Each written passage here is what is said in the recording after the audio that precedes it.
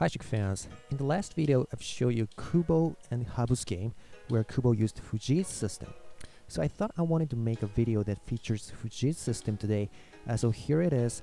This is one of the most historic games in the history of Fujii's system. It's the first professional game where Fujii's system was played. It's a debut game of Fujii's system. It was played in the ranking league B2 class in 1995. Between Takeshi Fujii, the inventor of this strategy, and Keita Inoue.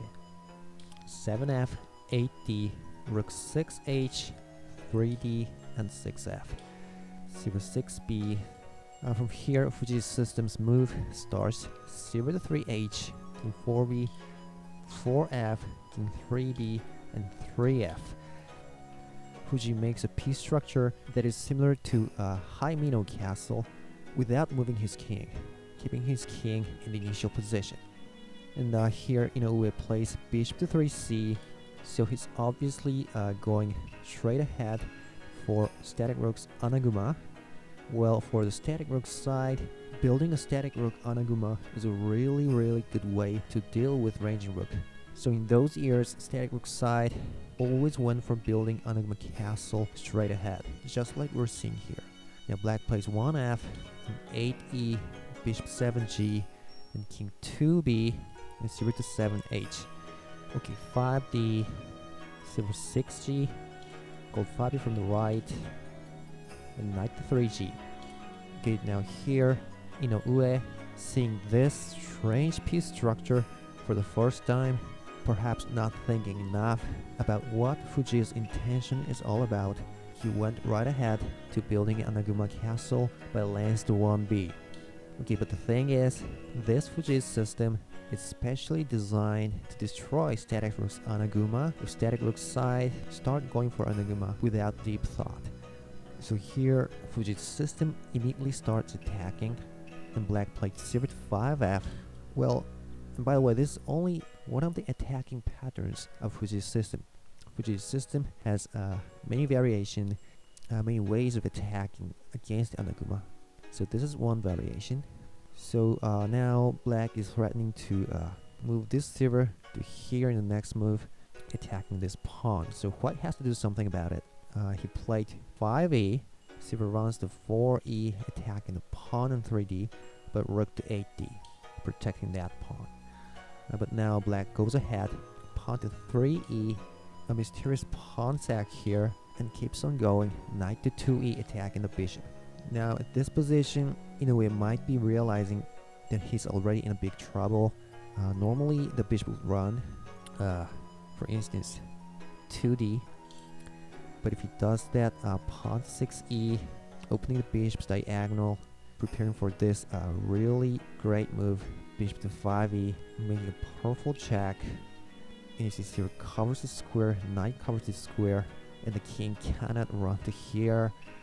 And look at this pawn on 3e. That pawn sack is really effective here. The bishop can't move to here right away. So here, Inoue didn't move his bishop to 2d. Instead, he moved it to 4d, keeping the king's diagonal closed, giving up his bishop exchanged with a silver. If black simply takes it, he wins material, but the bishop's diagonal is closed, and he's gonna eventually lose this knight too. So he didn't immediately take the bishop. He played 6e, opening bishop's diagonal. White went for the knight, but black played 6c, attacking on the 6th file with the help of this rook, and also it's blocking this rook's influence on the D rank. And white took the knight, the black takes the bishop, pawn recaptures, and bishop to 5e. Great move. Now white can't allow black to make this powerful check, so he dropped a knight to 3b, protecting that pawn, but Fujii has a good move here. He drops his pawn, the only pawn he's got, to 3c, a really great focus pawn. If the knight takes it, black can just take another pawn here and drop it to here. So Inoue took it with the king, but it was followed by another great move by Fujii. bishop to 4e. Okay, the pawn is pinned, so he can't take it. So now it's attacking the lands, and also it's aiming at this square. Okay, white is in a big trouble. He made an interesting tactic here. Pawn drop to 5d, a middle block, also attacking the other bishop. If black simply takes it, white's land's saved. But here, black has a good counterattack. He moved the bishop on 5e to 6f, attacking the rook.